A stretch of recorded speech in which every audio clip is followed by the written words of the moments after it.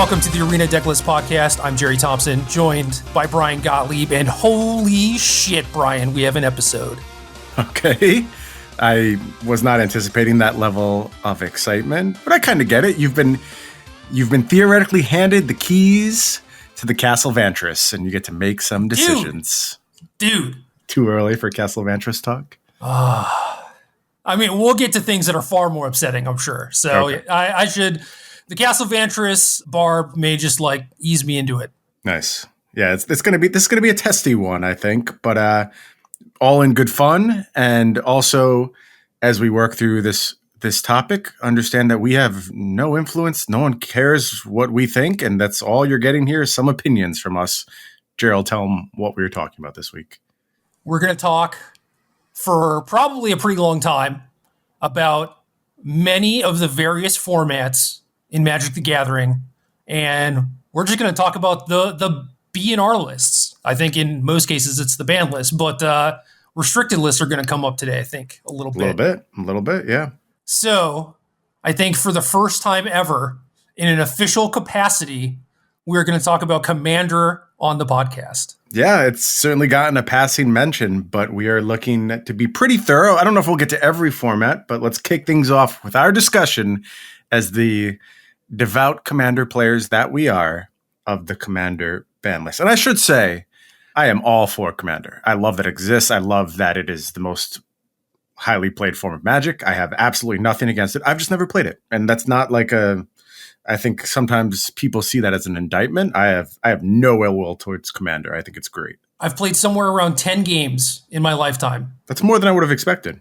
Yeah, it's like some of it was back in the early days doing like gunslinging at pre-releases for various folks. And, someone walks up with like 2 Commander decks and they're like, I want to play, this format or whatever. And it's just like, I'm just a body, I'm a body. I'm here to entertain you. I will dance for you. Sure. Whatever. You got 2 decks. Let's go. Sometimes people would like loan me a deck in those situations also. And I've played some games with like the precons and stuff, and I look at lists occasionally, like very, very occasionally, when I'm like, is this card busted in Commander? And I'm like curious what people are doing. Okay, that's a good level of involvement. My own is just what I see secondhand, what I hear secondhand. So again, don't take my opinion too seriously. This is just one man's thoughts on the topic. I don't even know where to begin with this because there are already different factions of Commander that are kind of like splitting off, like competitive EDH is a thing, right? And there's like the Rule Zero pregame talk about what power level your deck is, and you try and get people to basically be on like the same page for like what's allowed and what's not allowed. And I think that is cool, but holy hell, wouldn't it be easier if you just had 3 different ban lists or whatever?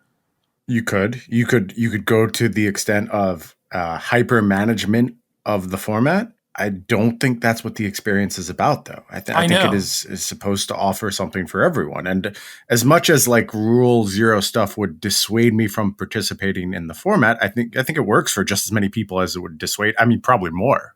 Quite frankly, probably more, but only because 3 ban list doesn't exist, right? So right, it's like they show up with like a 4, 6, and an 8 or whatever, no matter what they're going to get to play, but like maybe not with the thing that they wanted to, right? Like what if you had to show up for a tournament with like a standard, modern, and legacy deck, and then they flipped a coin or whatever to decide what format you're playing that day? It's super weird.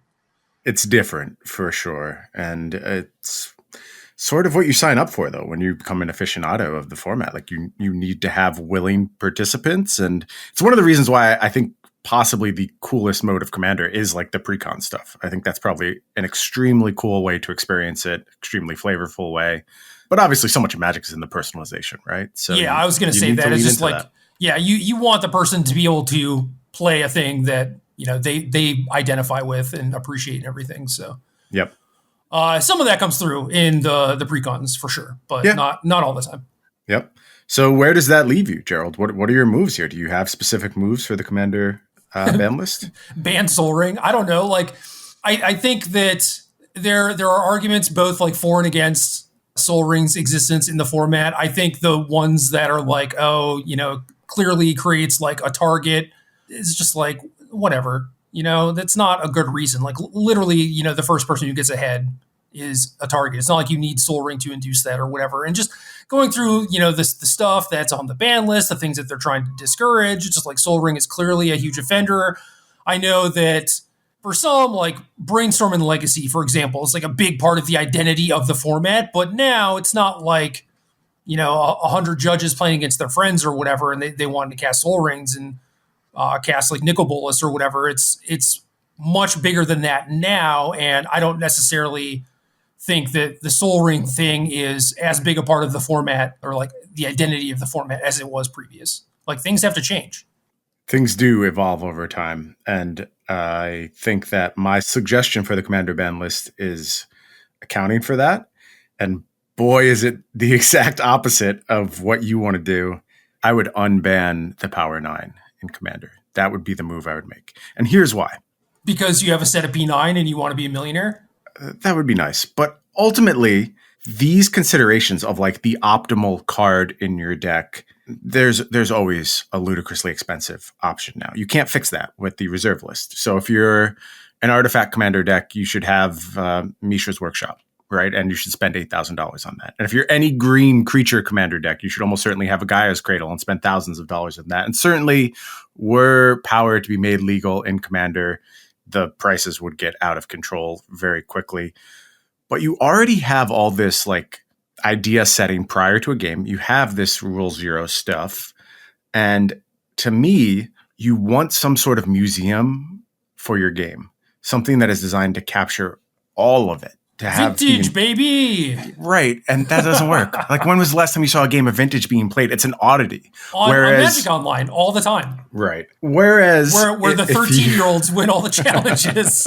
Well, they are much better than all of us. But the reality is that these cards are being locked in vaults and not seeing use. And I will tell you that me personally, if I were able to use these cards in this scenario, it makes it far more likely that I play Commander. I think the experience of someone newer to the game getting to play against those cards will outweigh the, oh my God, my opponent played a Mox on turn one and got, 1 mana ahead when Sol Ring exists. Like it's right there. And there's so many things that exist in the format that do the exact same trick. And yes, those games will be tilted in favor of the person who does those things, just like games are tilted in favor of the person who starts on Sol Ring, and you use the politics of the game to sort it all out. So to me, it just makes sense to be as inclusive as possible, to have as much legal in the format as possible when you have to go through all this expectation setting anyway. There's no way around it at this point. It just is what it is. It's part of the DNA of Commander. To get a play experience that you want to have, you have to sort of deal with this stuff. So just open it up to almost everything, anything that falls short of griefing. And I don't believe that like I've accelerated my mana a little bit can ever truly be griefing. Things like asking me to like cite the Commander ban list is trouble. Biorhythm, I guess, like just bizarre effects that essentially change what the game is all about. Sure, I could see if you want to dissuade stuff like that, warp world type scenarios. If that's not what you're here for, cool. That is the type of rules decision I would ask the Commander. What is it? Committee? Do they have? I don't know how Commander decisions are made. Whoever makes those decisions, that's the type of things I would ask them to consider. But in terms of just like raw power level, let it go. Like, let this stuff be part of the museum of the game. And I think you get more interest that way. I think it's an exciting experience for the people involved. And I think it enhances far more games than it impedes, is my guess. All right. So back in the day, we'll say an acquaintance of mine would joke around with his friends about acquiring some judge outfits and going to something like Vintage Champs at Gen Con and finding out who had the most expensive decks in the room and then running a fake deck check on people. Yep. And just walking off with their decks. And it got to the point where, it was a thing that would come up. They would joke about it. They'd laugh. Ha. Then, people started like acquiring the judge uniforms. It's like, just in case we decide to do it or whatever. And it's like, they didn't do it. I don't think they ever like planned on doing it, but it's like there are things like that exist. And I definitely do not want to get to the point where people have to be hyper vigilant because you have like a $5,000 card in your deck. And you're right, things are getting there. It is close, but like the more you can cut down on that, the better. I mean, I'm fine with people playing with proxies, especially for stuff that just like $8,000 Mishra's Workshop or whatever. It's like, screw that, Like, why are you putting that in your deck and like shuffling it and whatever? Like, it's just a bad idea for a lot of reasons. So if you want to say that like these cards are part of Magic's history and you should be able to play with them in more formats, and this is the thing that is like the greatest museum of Magic's history, which I basically agree with, then sure. But I don't know.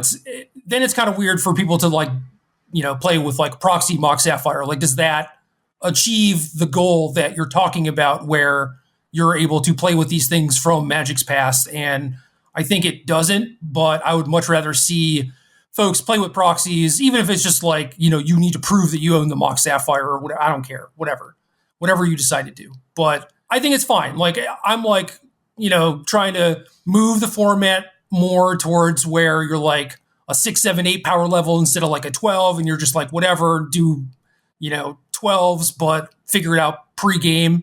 And I think that that's also pretty reasonable. It's just, I'm worried about like, people's decks getting stolen and them being out thousands of dollars. And obviously it hurts already when that happens, right? But it's going to hurt even more when that's like a house down payment or whatever. I don't think you're at all wrong, but essentially the amount of dollars you put into your commander deck is already completely at your discretion. Yes and it's no, different. Because there's a cap, right? It's like you can get your deck to like $10,000, but when you're just like, okay, the Moxes are legal, or just like all the Power 9 is legal, and the price of those cards is going to go up by a significant amount, right? Then people are just like, well, I have a $100,000 deck now. It's like now the ceiling is completely lifted. Like I think you could do that now. I mean, if you really wanted to go about finding the most expensive possible deck that you could make in the commander format, you could hunt down Judge Foil, Gaia's Cradles, beta duels, whatever. Yeah, I mean, there's you can put, and you are right that the theoretical ceiling would increase, but if you're exposing yourself to $100,000 worth of risk in your commander deck now, that's not really meaningfully different than exposing to yourself of $300,000 worth of risk in your commander deck. It's just not. Like, if you are willing to take that level of risk, then there's something bigger going on. So, there's like bankroll management, right? People don't follow that in Magic. That is not taught in Magic. It's often like people's Magic decks are worth more than what they have in their bank account. So I kind of disagree with that. And with the ceiling thing, it's like maybe you have like $1,000 or $2,000 commander deck, but now you're kind of incentivized to pick up a couple Moxes. Even though you're using the cheapest version of stuff, you're still like 10xing the cost of your deck just with like 1 or 2 cards.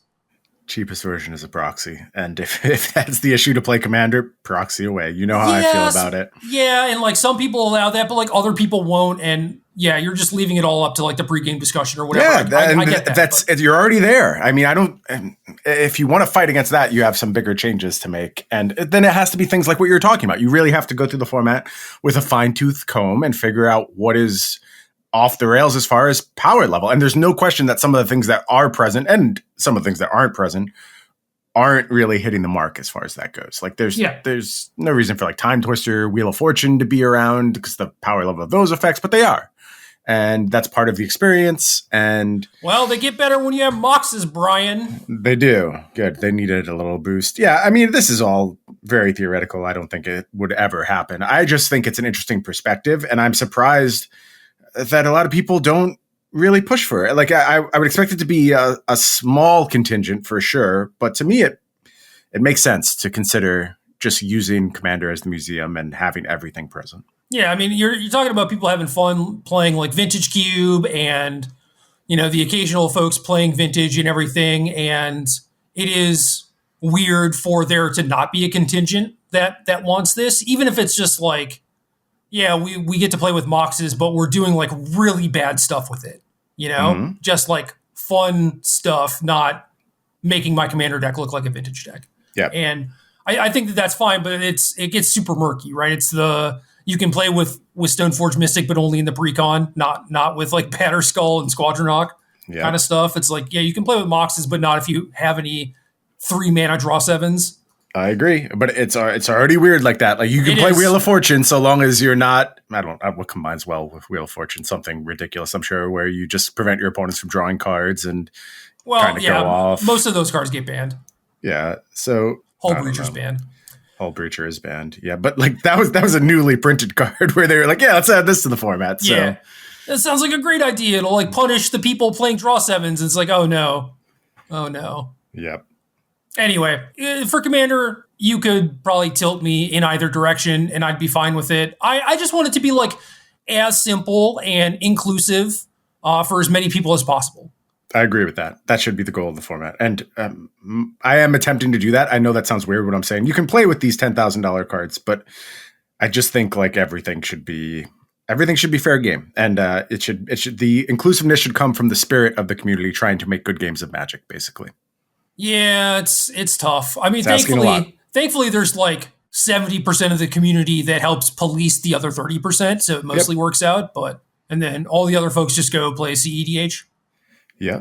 Well, as long as everyone has their niche, that's fine. Yeah. And you get things sorted into the right baskets, and I think that's all good. It's just the only basket for this stuff is vintage and like old school, and those are as insular as you can get and extremely exclusionary and have, for a while, proxy vintage was a thing, but it's kind of taken the other direction recently where it's just seems to be more focused on the investment than anything resembling the gameplay. So. Yeah, it's like you can only join this vintage tournament if your stuff is all beta. Right. Yeah. Right. Which is a weird thing to do, but hey, whatever, Got to get your flex on. Any closing Commander thoughts? No. Like I said, feel free to ignore me. This is not my format. Y'all do what you want. Have a good time. Just my one man's take. Yeah, same. Pauper. Okay, this is also not my format, but I have played Pauper in the past when it was like a very viable way. So they put you on the Pauper committee then? I am somehow excluded from the Pauper committee. I don't weird. know why. Weird. No, that was a good call. I liked Pauper back in the day. I think it served an important on-ramp, mostly in terms of Magic Online. I think its function in the real world is... It's so messed up, though. Like... Just when like, oh, it's all commons and uncommons, right? But they're not like widely distributed commons and uncommons. So things are expensive. Yeah. Right. It's weird. Days is 25 tickets and it's like the staple and everything. It's like, come on. This is not doing the job. And Gerry, I agree with you 100%. And that is exactly what my banned and restricted proposal is designed to address. So first of all, it's Magic Online's fault. They could curate. They could take the price of any card they wanted. And you saw that happen with some cards where they just like release a promo and then suddenly the economy is just flooded with like 10,000 copies of them or whatever, right? Yep. Nexus of Fate was a $100 card on Magic Online. I also paid over $1,000 for my set of Power 9 on Magic Online, just so we're putting it all out there. Yeah, but you sold out of Moto, right? I did, but not before the Power 9 was dramatically deflated. Yeah. They started at 100 and now they're maybe like 10 to 15 each or something. Last I looked, they were way less than that, but okay. I don't keep track of it. Maybe I should play Vintage then. We could. It's very affordable. I'm sure our accounts would be more than willing to bear that brunt for us, and it's cheaper than Modern in most instances for sure. Yeah. Okay, are you ready for my proposal with the Pauper format? Pauper needs to be tied to the Modern card set. And I mean that actually not in terms of timing. I mean the format Modern. Pauper should only use commons from sets that fall within it. And the reason for that is that you cannot make a good format out of Pauper as it exists right now. Like it's just a constant loop with Pauper where something else has to be banned over and over and over. And when was the last time the Pauper format was in a good state? The answer is years, maybe never, because it can't be, because it takes in these influences from the Commander sets and integrates, Monarch. And where you're playing a card advantage light format and you introduce something like Monarch, it's always going to be fundamentally warping. And you're trying to squeeze in all these cards that just don't have to be part of the experience. You can very much offer a format for people to enjoy, for people to deck build in, for people to find interesting, that has very clear limitations. It takes away some of the murkiness surrounding what is and what is not Pauper legal. It has to be printed as a common in one of the modern sets. I would include Modern Horizons in this mix. I think that's completely fine. I would include future Lord of the Rings stuff. Sure. You do not include the Commander stuff in this. You don't include the Magic Online exclusive sets like, what were they called? Masters Edition sets, where a lot of these commons come from. It's not a realistic goal to curate a format like that. It takes so much attention. And I think the format could still be fun, exciting, and offer varied play experiences with a card pool as large as Modern's, which it's really big. It's a huge card pool. You're just cutting off some of those outliers, the Lotus Petals, the Brainstorms, the Monarch cards, all those things being taken down and removing them from the format. I think you end up with something way more manageable, way more accessible.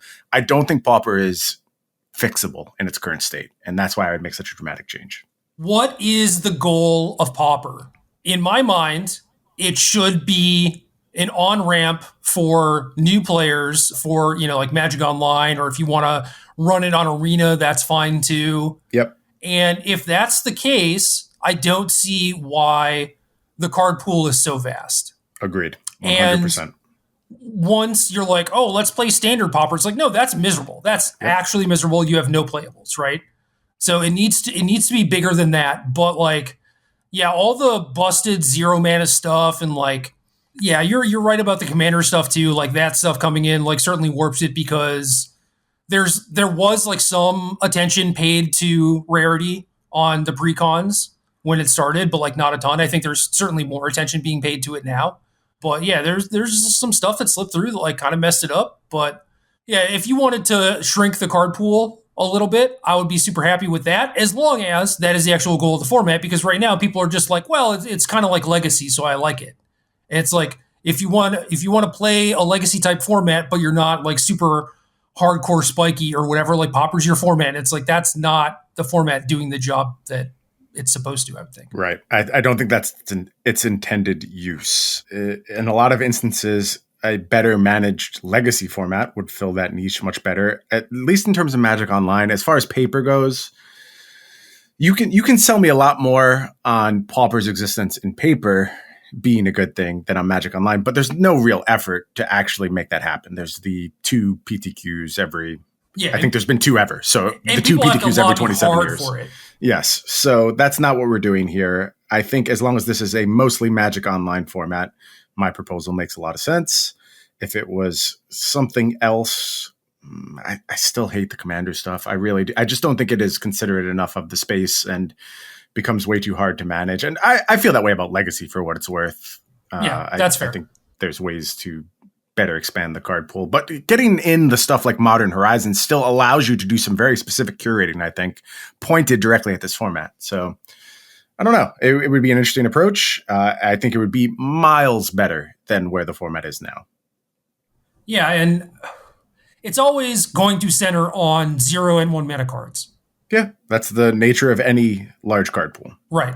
And that to me is a huge miss for what it could be. Imagine if you started Arena and, maybe you do the tutorial and maybe they ask you some questions, or they just allow you to pick a color or something. And it's okay, here's your pre-con Pauper deck. Now you can go play, right?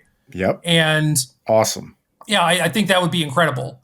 As long as the format actually does teach you about what Magic is about and gives you a kind of classic Magic play experience, right? Which this one currently doesn't, because it's I don't know, 0 mana things versus Delver versus Affinity or what it's right. It's I guess, that's sort of classic Magic. Versus combo is the other, ridiculous combo too. Not even a reasonably grokkable combo, just something completely off the walls, be it familiar mana reduction, looping walls, mnemonic walls, whatever it is at the moment, there's always some nonsense going on in Pauper. Yeah. So I would like Pauper to be that, and I don't think that is what the current crop of Pauper players want it to be necessarily, but the folks that play the format a lot, I definitely see being upset with the format of where it is, in its very broken state where it is just hyper centered around those sorts of things. So I do think that they want to broaden the format, but I do think that, like they're playing it for a reason, right? It's like you get to play with all the old cards and stuff.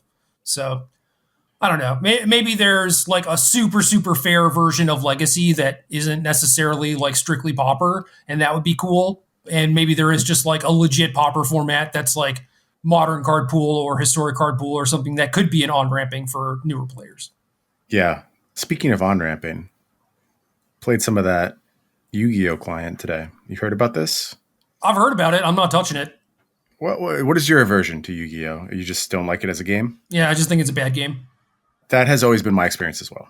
But a lot of people love it. And when that's the case, I'm not going to dismiss it out of hand. I've tried in the past to pick it up, and it has not appealed to me. I will say this client, I've only played with it for a little while now. It's cool. It's smooth. It feels more accessible than my other attempts to learn Yu-Gi-Oh! And it also feels miles better at onboarding and generosity than Magic Arena. And it's just so stark, the difference. And you can dust cards. It's so stark, the difference. And look, if you don't keep up with your competitors, you'll get replaced. And when I look at my feed of Magic players, and when I go over to our Discord and realize that all anyone has talked about in video games for a few hours is Yu-Gi-Oh! And I'm like, well, time to make a Yu-Gi-Oh! Channel. And it's just popping off with everyone talking about the game as opposed to our standard channel, which gets like a message a month now. Pay attention. Take note. Do we have a Yu-Gi-Oh! Channel in our thing? I just made it. Yeah. Okay, good. Yes, I did. Smart. I'm glad someone's on top of that. I'm fast like that. But yeah, I've enjoyed my little bit of time. I do see the flaws with Yu-Gi-Oh! As a game, but I'm interested in learning a little bit more about it. And, 50 plus messages from 11 a.m. It is currently 4 p.m. Yep. How many in standard today, by the way? I think it's still grayed out. Okay. As in, oh no, there is 5. Okay. Well, that's more than usual. I'm glad interest is picking back up. Wait, no, it's Pika asking if the format is super dead. And then a bunch of people saying yes. Okay. Well, there you go. All right, fair enough. Not that I was like arguing the other way around. Like, no. It's a funny contrast. That's all. Yeah, it is. I mean, granted, when Arena came out, it was kind of like that too. Like everyone was sure for it. Yeah. No, it's not a 1-to-1 comparison. I don't want anyone to take it that way. It's just crossed my mind. Yeah, I mean, if people are still playing the Yu-Gi-Oh! Client a couple months from now, then it's like, then there's something going on. Oh, yeah. Does the client feel like, so it's good, right? Like, but does it feel like something that they like obviously put a bunch of money into? Because it didn't, from the screenshots I saw, it didn't look like that to me. Well, it's interesting because they have been making video games for a very long time. Yes. First of all, it's Konami, so they're just a video game company. Second of all, there have been many, many versions of Yu-Gi-Oh! Now, the Yu-Gi-Oh! Aesthetic to me feels kind of cheap. I'm going to get beat up by the Yu-Gi-Oh! Fans for saying that, but it doesn't have the level of polish that I would expect a multi-billion-dollar brand to have.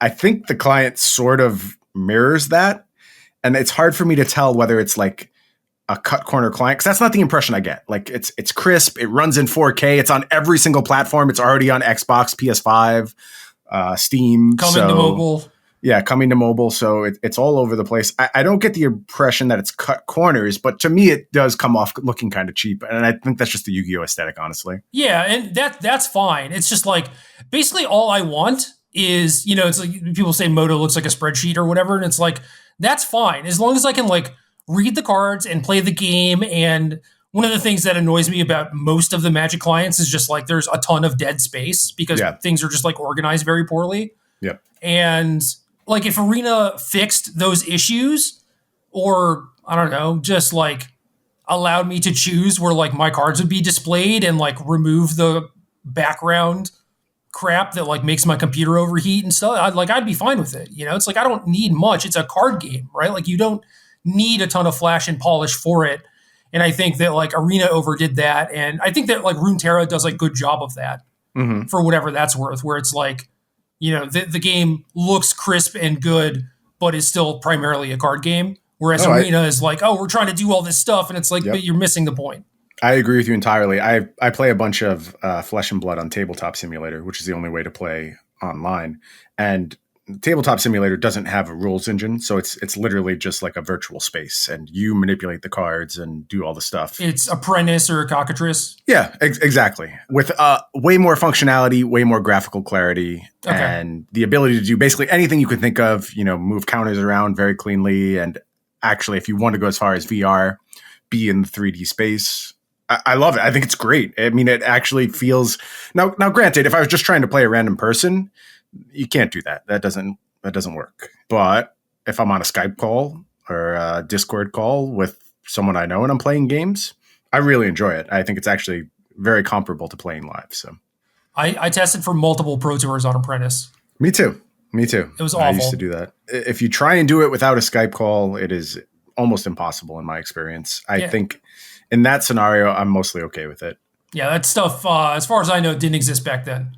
Yep, that could be the case. I did it recently when I tested with folks from New York City for whatever the last PT I played was. We played a lot on Apprentice and just do like Skype calls and play games. It worked fine. I was trying to think of why I didn't like phone call people, and then I remembered that my computer was taking the phone line.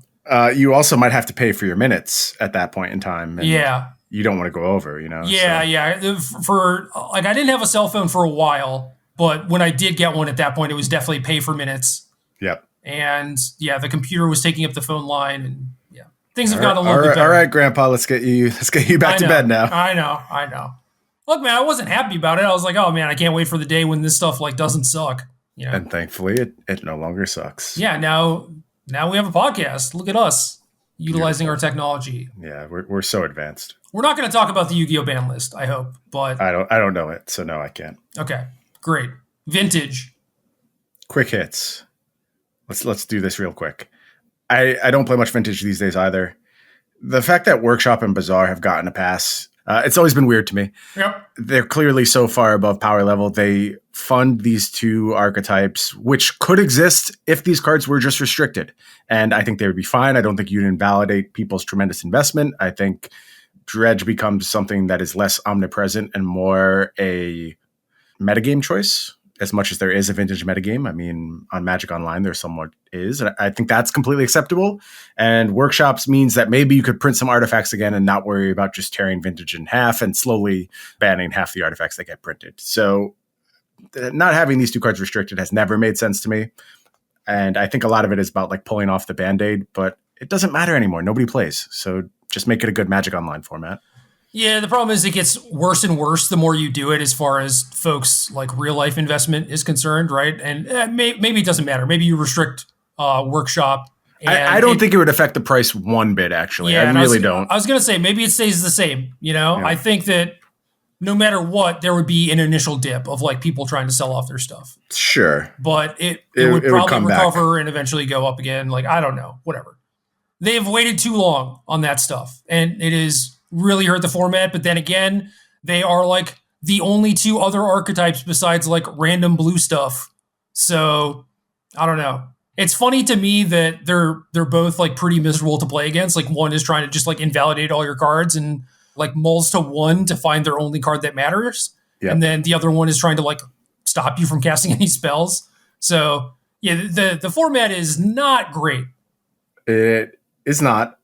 As far as when it is enjoyable, it mostly is in terms of mashing the blue stuff together. And, maybe there is some space to target that more effectively if your entire sideboard isn't eaten up by Dredge hate and Artifact hate. Then you could start metagaming a little more. I don't know. I don't know what the snowball effect of changes to Vintage would be, but I do know I think we've let things just kind of exist in their current state for too long. I mean, it's also possible that you could do something like restrict Workshop, unrestrict Chalice of the Void, and maybe that is the pillar of the format. Sure. And I would mostly be fine with that, Yeah, I like that. But who knows? Legacy. My favorite format for years. Same. I just loved Legacy. I loved everything about it. And I played a very specific style of deck in Legacy, and almost every Legacy tournament I've ever played, I played a Brainstorm deck.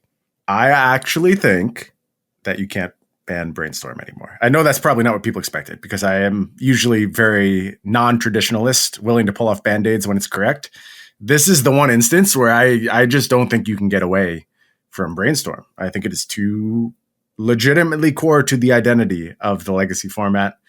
And I know my enjoyment would go down a bunch if you took the card away. It's certainly the best thing to be doing. It will almost always be the best thing to be doing. But it's had a partner in crime for a very long time. And that partner is Daze. And I think Daze has subsidized these aggressive blue decks for far too long. I like blue in the format when it does shift into a more controlling role. Some of my best times in Legacy were playing Miracles. And I know Sensei's Divining Top shouldn't come back, but those play patterns way more tenable to me than the Daze you never get to cast a spell stuff. There are Bant decks right now I think you would like. Okay. But I am willing to give up Daze at this point. I think it just sucks too much air out of the room. And once you do that, bring back Dreadhorde Arcanist. Why are you punishing this card? I love this card. I love it specifically in Legacy. And it's solely there because it's like a thing that Daze subsidized really hard. So I even considered maybe Deathrite Shaman could come back if you were to go after Daze. And I think it would be net negative if it sort of homogenized the format too much, which Deathrite Shaman has a way of doing. So I'd probably still leave it on the ban list, at least to start with. But Arcanist, without question, if you were to target Daze, would come off. And I think the games would just be way more fun without Daze as part of the equation, especially now that there's like Force of Negation. So there are even more ways to interact with combo-y stuff.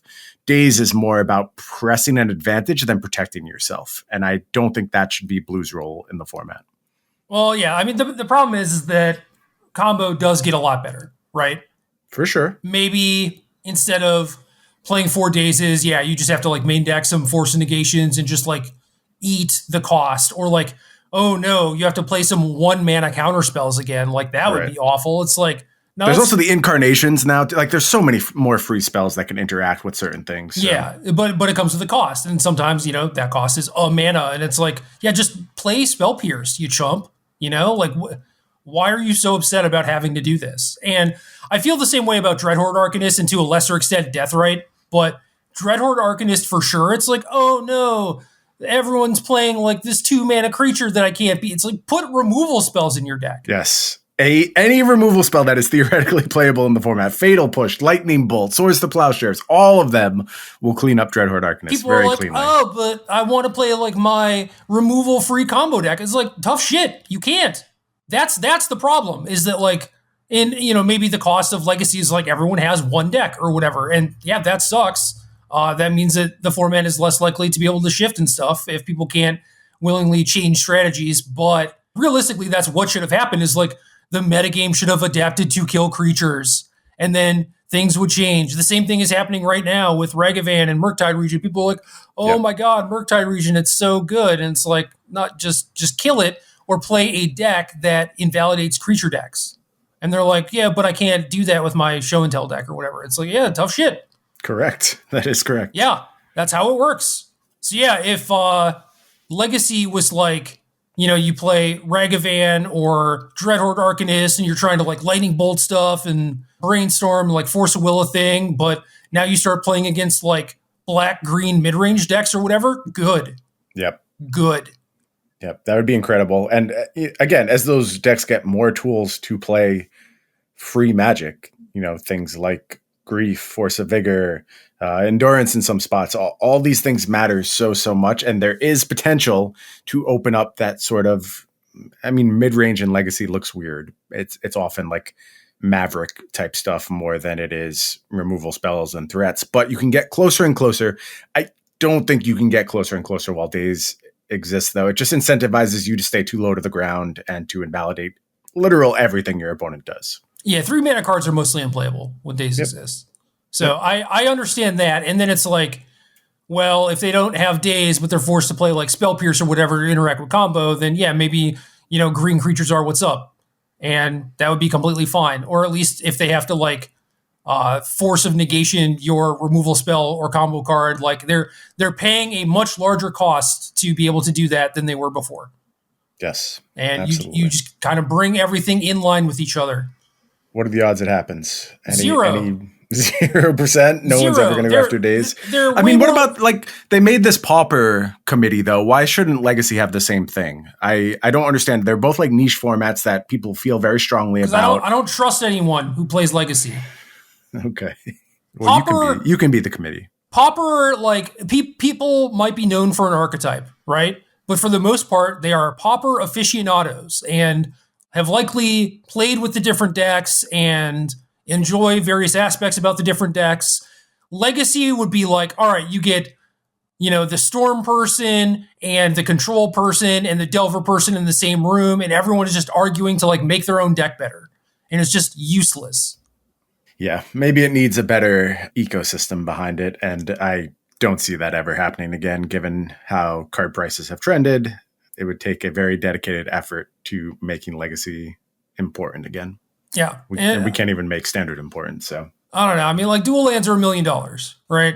So, similarly to Vintage and everything, it's just like the format is getting worse over time because of stuff like that. And when my answer is like, oh, just change decks, right? Like spend $10,000 on another deck. It's like, obviously that's not tenable and people can't do that. So like, I get it, but that's not a reason to be like, oh, Ragavan should be banned. It's like, no, it shouldn't, but whatever.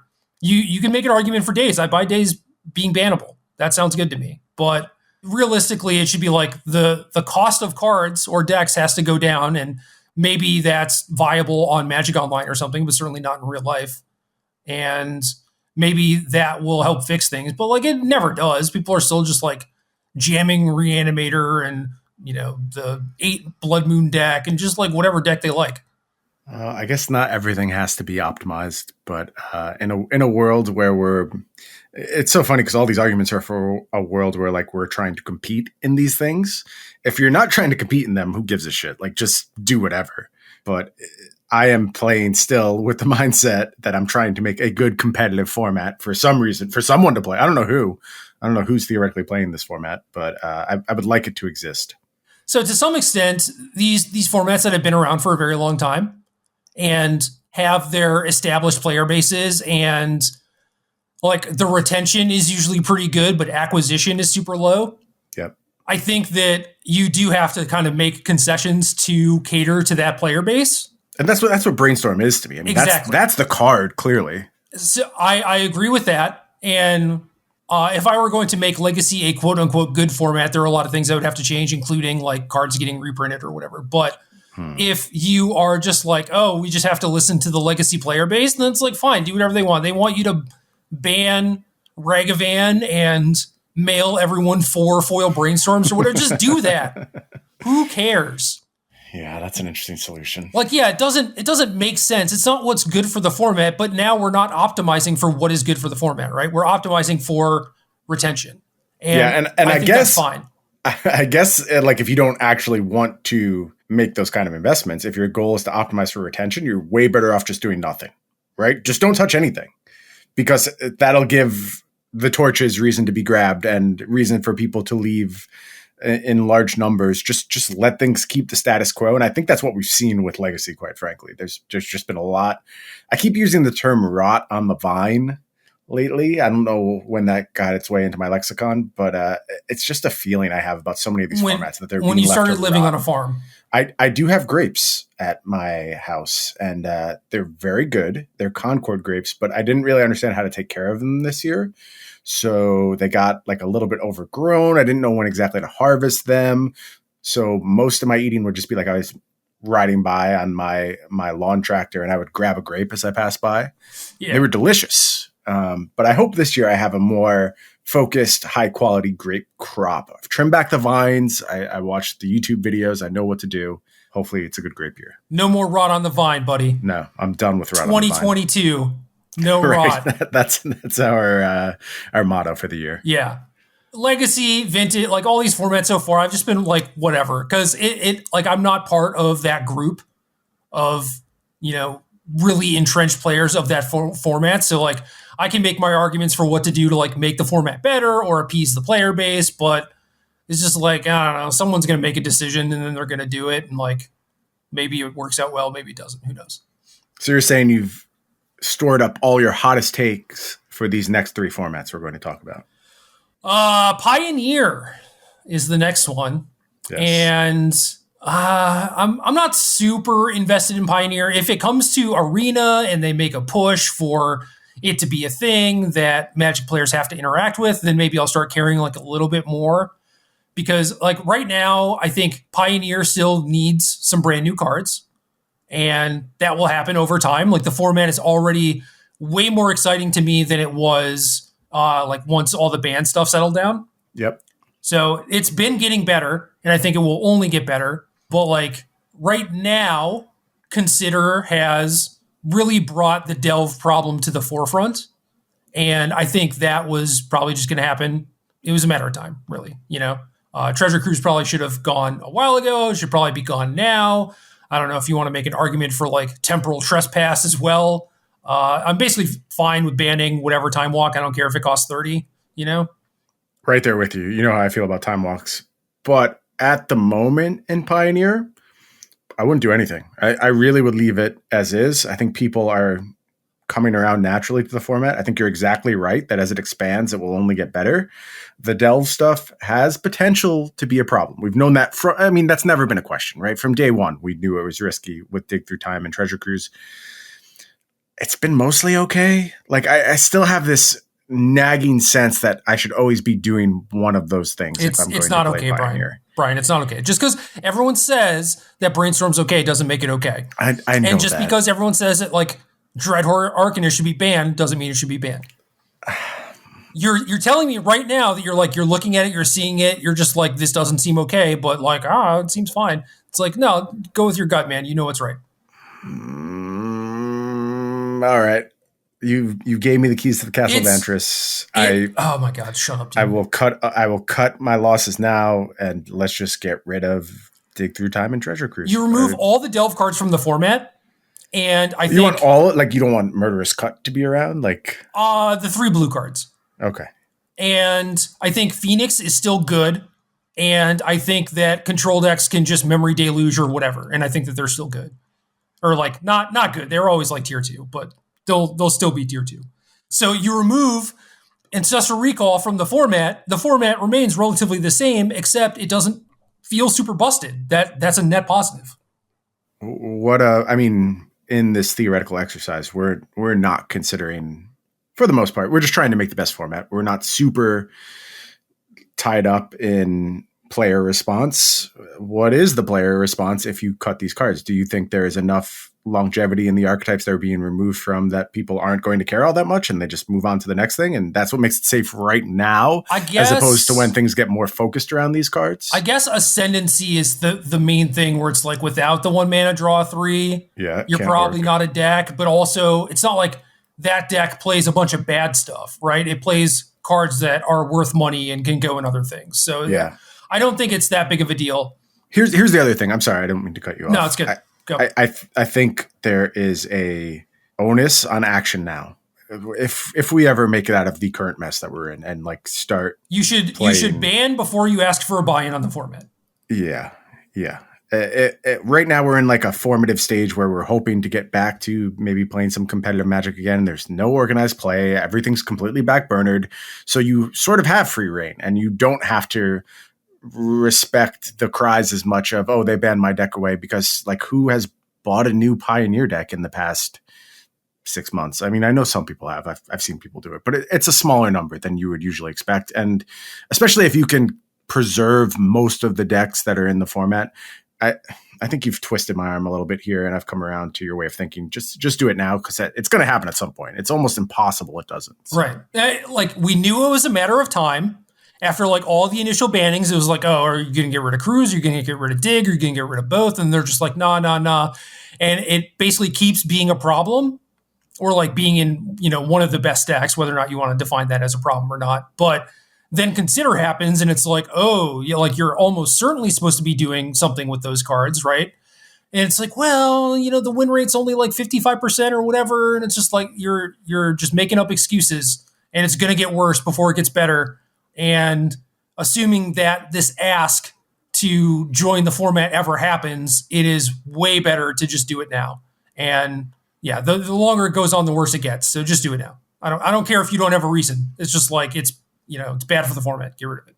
Good argument. You brought me to your team. That's not where I started. I would have went no changes, but I think you've presented your case well. I'm with you. This is again, coming from someone who likes to cast treasure cruise, right? Yeah, like, same. I'm trying to be impartial here.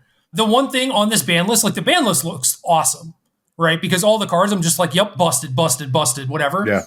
Yeah. And then you get to Leyline of Abundance, and it's like, I know it makes a bunch of mana, but it also does the thing where it just makes it so your deck has to kill the 1-drop, and I don't think that's a bad thing. So maybe that card is fine, but I'm basically only saying that because like the devotion decks don't show up a whole lot, and also I think that you could just get rid of Nykthos, but Yeah, you've also hit those devotion decks in multitudinous ways recently. Like they have had some of their tools taken away from them, so maybe it's okay to inject them back in the format. I thought they were pretty net positive. There's also stuff like Burning Tree Emissary. Like again, if you want to talk like broken candidates that could be removed, you could go after something like that very easily. So the other thing is, I know it's maybe not a huge problem, but just delete companions. Look, I mean, I would love to do that in every format ever. I wish they never existed, and the reality is they do, and they probably should be played somewhere. Again, sort of like the museum of the game idea, and you're already added 3 mana to them. Like, what more can you do to these cards? And I still know they are among the best things to be doing for sure, but it's hard to go after them much harder than plus 3 freaking mana. I know, it's to so make much. them still some of the best cards in Magic. Unbelievable. Yeah, dude, you nailed it. You saw it coming.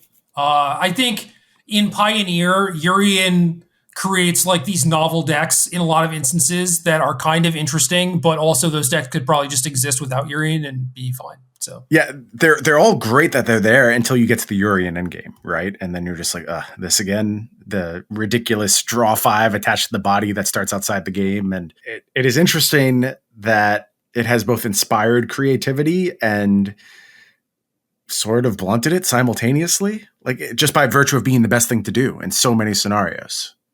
Yeah. Yup. Next format. Yeah. I'm done with Pioneer. I've said my piece. I think it's good. I think Pioneer is good right now, but I agree with you. Changes I think Pioneer is good. The gameplay looks good. If it came on Arena, that would be a good thing. Yes. All right. Big stuff. Talking about Modern now, baby.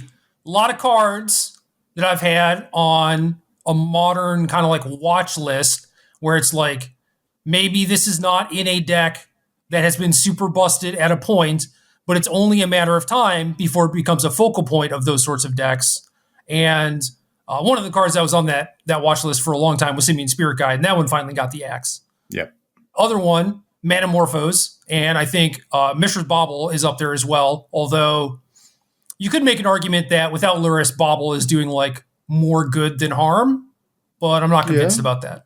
Yeah, okay. Like artifact decks should have some sort of enabler, right? And it does help with a lot of things, but whatever. So, what do you got for me? I need some hard moves here. Give me your bans. What's coming off? All right, I kind of want to read this entire ban list, but it's pretty long. So it's your show. I mean, you do whatever you want. No, we're 56 minutes, so I think we're good. I'm not going to read the entire thing, but things that kind of stood out to me as. And granted, like the format's in a super weird place because all the MH2 stuff. Like if we were having this discussion pre-MH2, it would probably be different. Yes, I agree with that wholeheartedly. But yeah, we're kind of in a weird / bad place in the way that the format is configured. Although I think that second to Pioneer, Modern is in like one of the best places. It's just like really weird. But anyway, Birthing Pod, GT, Cloud Post, and Glimpse of Nature, I think would be fine unbans, not in the way that like, oh, it doesn't like mess up the format. It doesn't do anything. It's just taking up space on the ban list. I think that they would all have an impact. And I'm not sure if that impact would be good, but in the case of things like Cloud Post, I kind of want to force people to have to interact with lands. And Cloud Post is easily more beatable than Tron because it usually comes online turn 4, not turn 3. Mm-hmm. So it gives you like a little bit more time to set up, a little bit more time to present a clock, maybe assemble your combo, find your LD spell, whatever it is. So I would be fine with that. The problem is that like when you have Cloud Post and like the stuff is going, like the game is over. It's not like, oh, I kill your Karn and you're like kind of out of gas or whatever, and maybe I can still win. So that is definitely a problem. Glimpse creates the same kind of tension where you basically have to kill their elf on turn 1. And I think that is a fine place to be in Modern, and we're basically already there with Ragavan anyway. Jite is pretty similar to things like Punishing Fire or Asmore, where it invalidates creature decks. I just don't think it would see a ton of play, and the creature decks also aren't seeing a ton of play, and like, maybe this would be good in creature decks. I don't know. Those three are like potentially kind of dangerous, but also like pretty safe with how the format is. And then Birthing Pod, I'm pretty sure would just be like a good archetype, and it should exist. We are mostly aligned, except I just wouldn't make the move on the 3 cards you mentioned previously. I agree with your assessment of them. I think they are all low upside, though. I don't think they actually do the work to make the format better. And to me, the goal of Modern hasn't been to have as many cards off the ban list as possible. It's just to make the best format you can. I am not sure that any of those cards actually push in your direction, because like you said, a lot of what they're doing is duplicative. And I agree, like your stated goals are very good, but like Cloud Post is somewhat duplicative of Tron. Glimpse is weirdly somewhat duplicative of Ragavan. So I am less inclined to take that route. But I think Birthing Pod is right on the money. I think it's just, we've gotten so many tools to interact with creatures in Modern. Things like Solitude, Dress Down, just very, very strong cards that are so good at interacting with this card. And I think the games this deck inspired were really fun. They were really good games of Modern. They were about creatures. You remember the times the deck combos off. If anything, it was a slight majority of the games. Most of the games were played much more fairly, much more cleanly. And especially given the tools we've gotten, I think there's room to introduce that back into the format. So I am all for Birthing Pod coming off the list. The other stuff, I wouldn't do it all at once. Like I don't want too much noise in the system when I'm adding new stuff. So I would just lean Birthing Pod now, but I am okay with all of your suggestions. None of them really raise my ire. But neither of us has a ban right now, right? Nothing that you're really looking to get. I mean, you had your watch list, but you don't think any of those raise to the level of action, right? No, I mean, the problem right now is Bauble alongside Lurrus, and then kind of similarly to Pioneer, like Urian is mostly fueling like fair stuff that's okay. But if we deleted companions, I would not be upset. Yeah, I'm never going to argue pro companion. I mean, it's a big move, and it feels like they have to be somewhere, but yes, and I would shed 0 tears if companions were gone. I would ban Lurrus. I think that would be net positive to the format because it incentivizes the decks to not be as homogenized. Okay. So right now it's like, I don't know, I guess you saw it like more a little bit like before, where it was just like, all right, you play Lurrus, that means that your deck starts with some baubles, and then you can't play Street Wraith, but you can still play Death Shadow. It's just like less explosive. And then Death Shadow comes along with like 4 Thoughtseize, maybe a Dismember or whatever, right? And all the text on the Lurrus does, because the card pool is so big, is just make it so like all the decks look the same. Versus like, well, if you wanted to play like Rakdos versus like Jeskai, and you wanted to both be like Ragavan decks, like that would still look like very different. And you kind of see some of that with like Murktide versus Rakdos or whatever, right? But like when you get into like, well, I sort of want blue disruption and I want to play Lurrus because it's better than Murktide, which is correct, then you play like Grixis. So I think that right now the format is like super homogenized in that specific like set of sub-archetypes, just like the disruptive creature aggro thing.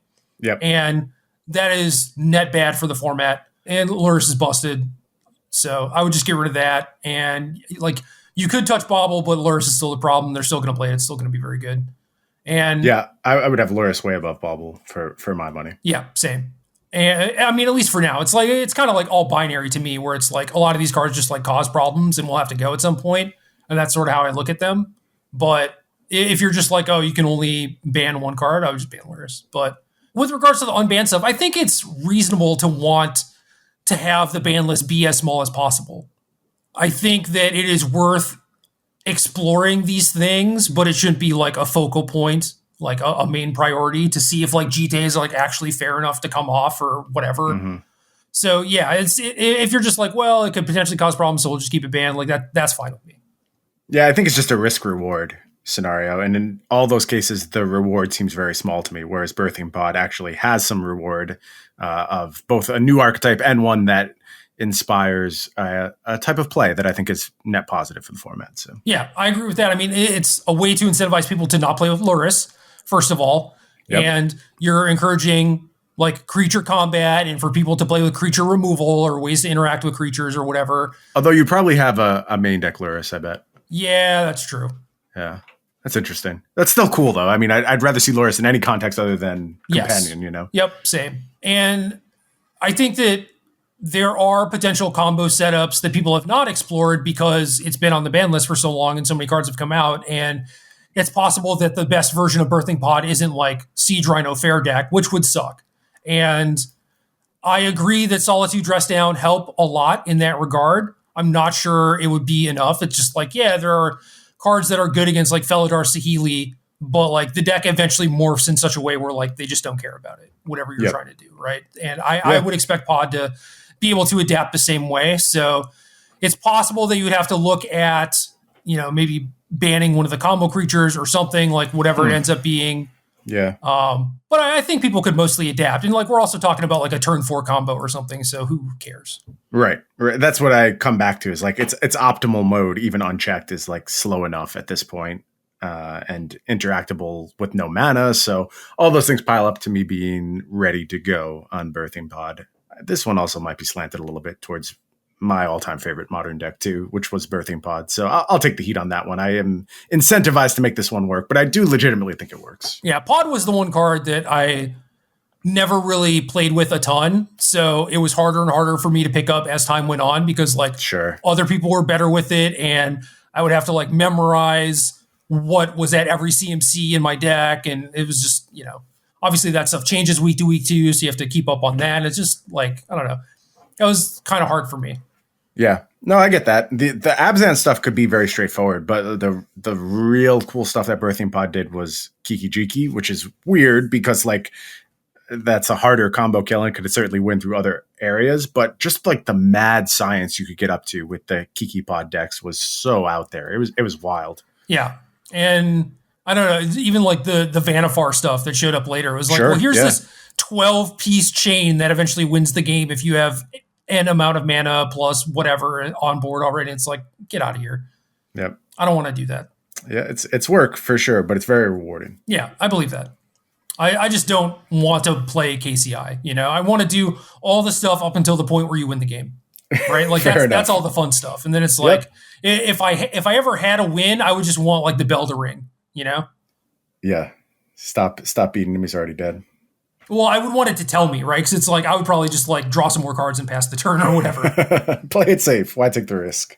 Yeah, I think Splinter Twin might be fair, but would homogenize the format some. And I am more sympathetic to the cards that could potentially create something new. Like Glimpse would create a new deck, right? And I think that would be cool. Whereas Twin would just like delete 6 decks.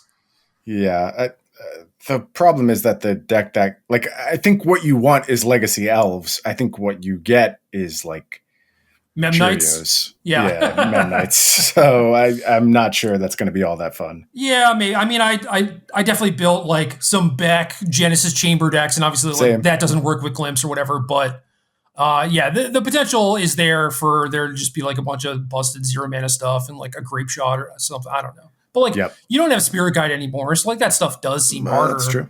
That is true. So I don't know. I would like the old Extended Elves deck to be a deck. Like, you know, give me Symbiote and Hive Master and all of that stuff. And maybe that's like a little bit too much with the Elves that we have now with Glimpse, you know. But if Elves was like a best deck in Modern right now, would you care? Like, I don't think so. No, I think that would be good. Some of the most enjoyable games of Magic I've ever played have been against Elves. I rarely played Elves. I was always on the other side, but I always appreciated playing against good Elves pilot in both Extended and Legacy. I thought it was always a great match. Yeah, same. So I would actually be fine with that as long as it's not oppressive and as long as you're packing like enough spot removal, you're usually okay. Like spot removal, card drawing, the occasional sweeper, like it's not that terrible. Yep, I agree with you. And Cloud Post, I think, is mostly more fair than Tron. So it could come off, but yeah, maybe it doesn't add a whole lot. I'm just trying to get it down to the optimal number of cards, not like just guessing at like what is busted and what is not. Sure, that's a fine goal. I think that's a completely reasonable approach. And, stuff like Punishing Fire is kind of like whatever, because stuff like Asmore has already pushed those decks out of existence anyway. So I don't know about that card. I think that it's fine. Things have mostly outscaled it. It's probably okay, even if it, like, I have gone on record as saying, like, this card is like horribly punishing. God, we got to stop with the unintentional puns. Man. I know. It just happens. What's give me a thesaurus. Strongly disincentivizes playing small creatures. Right, yeah. But like everything's doing that already. There's Fury and Asmore, and like who cares about a Jite, right? Like all your stuff is dead. Yeah, I think we are already good at doing that, but that's another reason for me like not to bring Punishing Fire back, is that those things I want to incentivize, right? Like I do want too. us to be better at that. I would want to scale it in the other way, but I also don't think that you could like ban Asmore or ban Fury or whatever. So agreed. We're kind of just there. So, yeah, it probably doesn't do much, but with your mindset of the smallest ban list possible, I would take off Punishing Fire with mine of, find good play experiences, curate them a little bit. I would leave it where it is. Yeah, I want elves and humans and merfolk to all be viable in Modern. That's basically where I want to end up. Agreed. Any thoughts of your own that are not about the stuff that I talked about?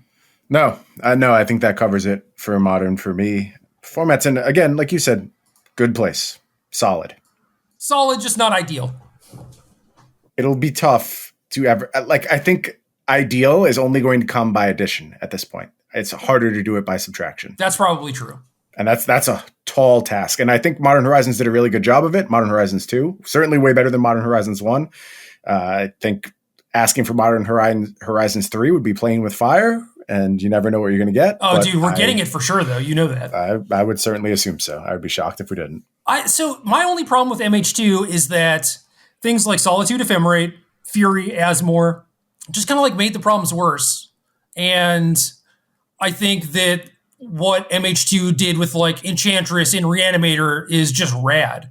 So I don't know. Some of it I wish that we could just like undo and walk back, but there's also some of it where I'm like, I see the upside to these things, Yeah, I think the free spells in particular were cognizant of the fact, again, you have to do it by addition, not subtraction. Yeah, and that if you didn't allow the format to interact in this way, it was just it could never be interactive again, basically. Yeah. And I think they solved that problem in a very smart way.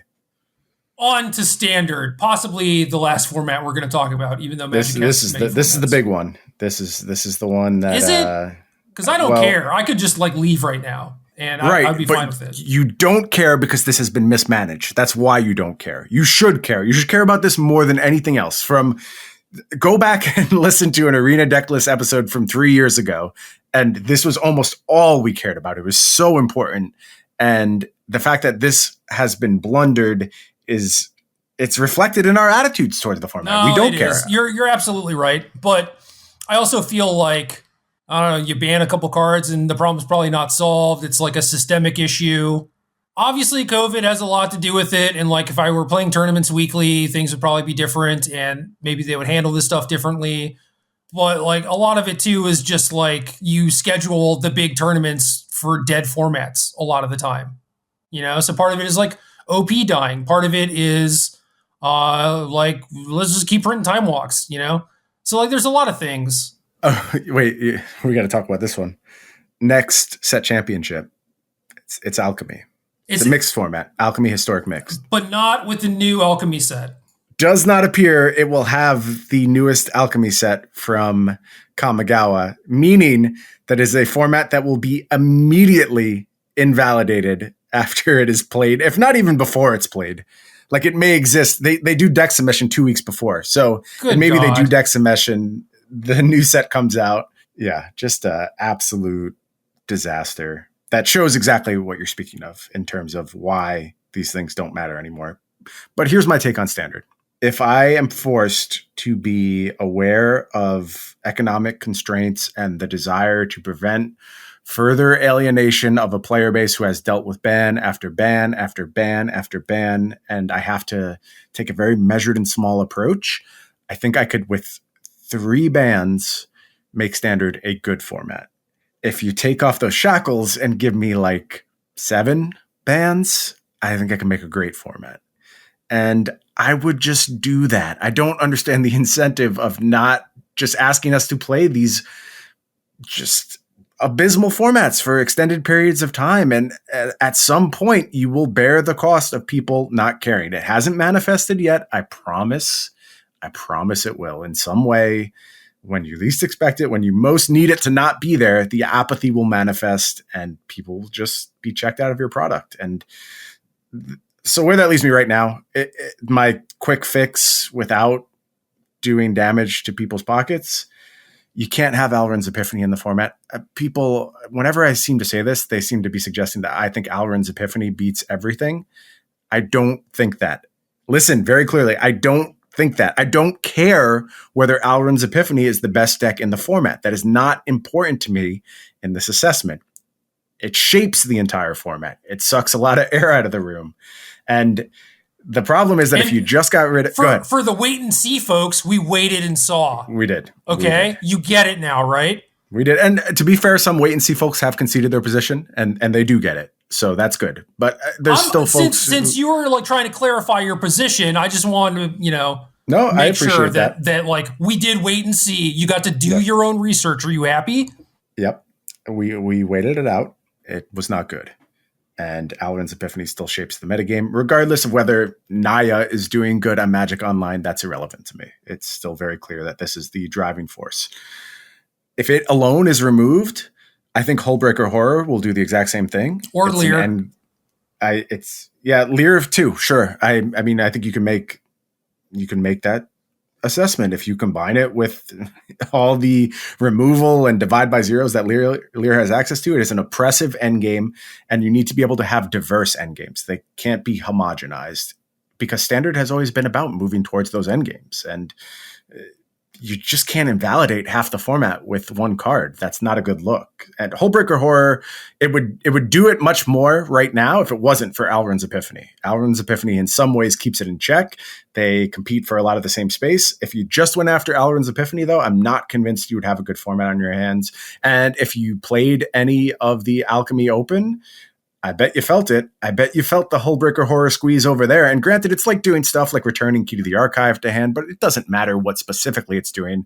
It's about what it's capable of. No, if you're not able to kill it, or you just let them like play around for 2 or 3 turns, like you're going to lose. It's game over. It doesn't matter if they're bouncing their own thing for value or what. Absolutely.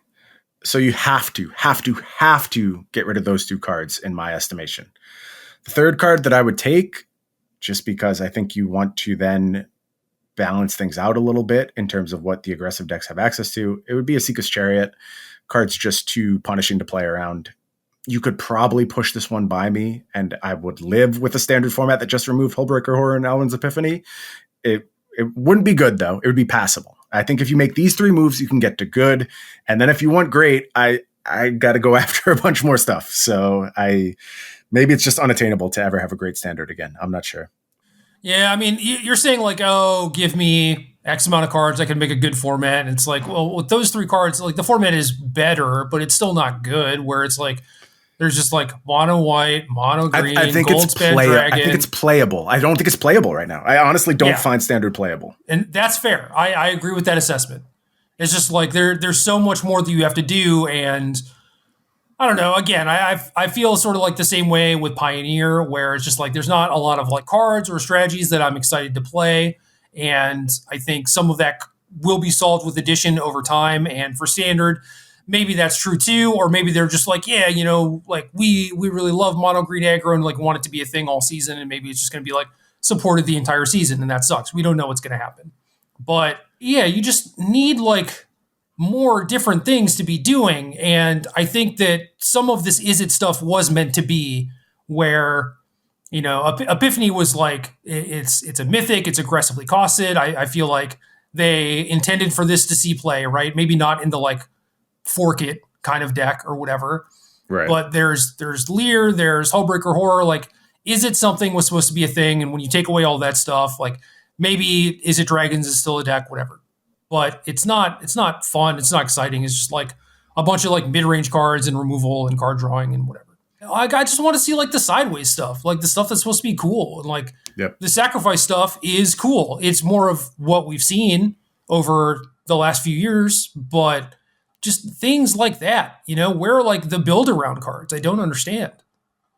I think they exist. I think they're just completely outclassed by this very linear stuff. If you want to know about like my next cards up, I think like Faceless Haven is the next card up. I think you can tolerate that card, but it is again format warping, and it certainly pushes you towards monocolored stuff. And I don't see the upside of having it when you have such a diverse suite of creature lands already available. Yeah, that's fair. Just not worth keeping around. So I would go after that. You mentioned Lear. I think that's actually reasonable, which is wild to me, given what my expectations were of that card. Even, being one of the early adopters of it, I still didn't expect it to homogenize things so aggressively and to basically telegraph endgames. Endgames are just inevitable in such a painful, boring, horrible way. And that's really what Standard has to shake out if it's going to reclaim its place as the premier format in Magic. But I honestly don't know if it's desirous of that goal. I think it's just kind of milking those wild cards, and that's fine until it's not. That's all I will say about it. Yeah. What else? Is there anything? I mean, we're 5-6 cards deep or whatever. Are you touching Goldspan Dragon? Probably, yeah. I mean, if you take the handcuffs off, yeah. I don't think that's net positive. I think it snowballs way too hard. I'm trying to think if there's anything else I would have on my list. I might just go after Galvanic Iteration. I like Expressive Iteration. I know that may actually be the best card in the Izzet decks, but if drawing 2 cards is the best thing you can do in a format, that's an okay place to be if everything around it is okay. So Galvanic Iteration doesn't seem to me like it could ever get up to anything good. It's kind of destined to do nonsense throughout its existence. So I may target that. I just don't want Kamigawa to have the wind sucked out of its sails by what exists presently. And that's exactly what happened with Crimson Vow. I went back and did my exit interview over on Star City about Crimson Vow, and it gave me the chance to go back and read my review. And I had Stormcarve Coast as my number 1 card. I said, the format is too linear for this to change anything. That's not to say these cards aren't good, but it's still going to be about linear aggro versus these top ends. And I think I was completely proven right. And Kamigawa will face the same fate if something isn't done. And that's the clearest definition of rotting on the vine I can think of. Like, you're just letting Standard languish, and something has to be done here. Kamigawa had a lot of build-arounds the last time, though. So maybe that will come through again. That would be certainly sweet. Possible. Yeah. I would appreciate that. But I don't know. I guess I'm not going to dive too deep on what the set could bring, considering what's in the set for the most part. So keep in mind, though, I am very old and very forgetful. I know. So I have noticed that some of the stuff I'm now seeing again. I'm like, oh yeah, that. If you were to ask me what's coming to influence Standard, I honestly couldn't answer that question. Basically, since I stopped working on it, I haven't gone back and looked at the cards. And I like that. I like being sort of surprised again. And I think it brings some fairness to my coverage of the set. You also weren't looking at deck lists and doing FFL stuff. So correct. You don't necessarily know. But I had the same experience when I worked on cons and then left Wizards, and then previews were coming out, and there were just entire cards I kind of just forgot about, you know, or I totally believe that decks now. that we had in FFL where, cause I built hundreds of decks when I was there for 6 months, so you just forget a lot of that stuff when it's not a thing that you think about every single day, right? It's inevitable. Some of it maybe you're looking forward to, it's you remember the siege rhinos and dig through times and stuff like that, but not all of it. Yep, for sure. Well, I feel like there's maybe a timeline where we could do this show and just be like, oh, well, things are mostly good. This ain't it, though. I don't know. I mean, It's been a long time since that's been the case. I hope we can do that again in the future. That would be a great show to do. I guess one last point, just touching on alchemy and historic and why we didn't talk about it. It's made up. And why would we talk B&R when theoretically stuff should just get changed, right? It shouldn't be banned or restricted at this point. It should just be a new card. And I think that's what we'll be dealing with for the future of that format. Maybe we'll come back in the future and do a these cards should be nerfed thing and give you some potential nerfs. But I think talking about it in terms of whether the cards can exist in the format, I just don't think that's how alchemy and historic are going to be balanced anymore. Yeah, also, I don't know, it doesn't really matter. It's like you talk in terms of like standard or pioneer and like, roughly along what parameters they're operating on, but historic, they could just be like, all right, Force of Will is legal now. And it's like, what? Okay, fine. No, absolutely true. We have no idea what is coming in that format ever. Also, like, historic is fine, and alchemy is supposedly going to get an update at some point. So, like, that's also kind of silly to talk about. I wanted to report on the results of my poll that I posted about the Alchemy Open, which occurred last week, which we covered. And we can close with this. Let's do it. I got 1,200 votes on this poll, so about 10% of my followers interacted with it. And the question was, if you played the Alchemy Open today, how did you feel about the gameplay in the format? Ignore economy and format management. I didn't really want to talk about the wildcard thing again. I just wanted to know, how did people like the games? 5% of the 1,200 loved it. 12% said it's okay. 11% said they hated it. And 72% didn't play. Now, I assume most of the 11,000 or so people who follow me they're here for the magic. I don't really offer much else to you. I don't know why else you would be here.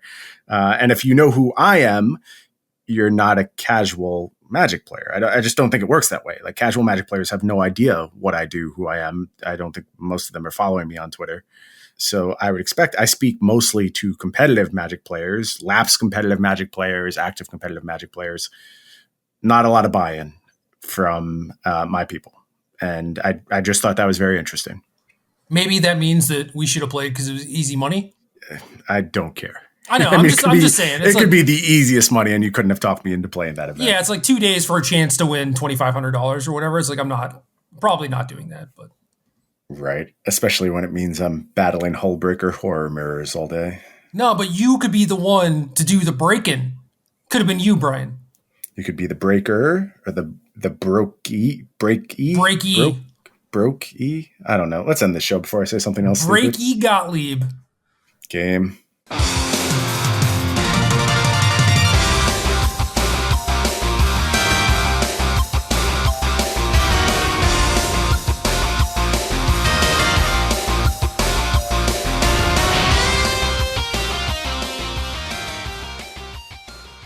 Good luck.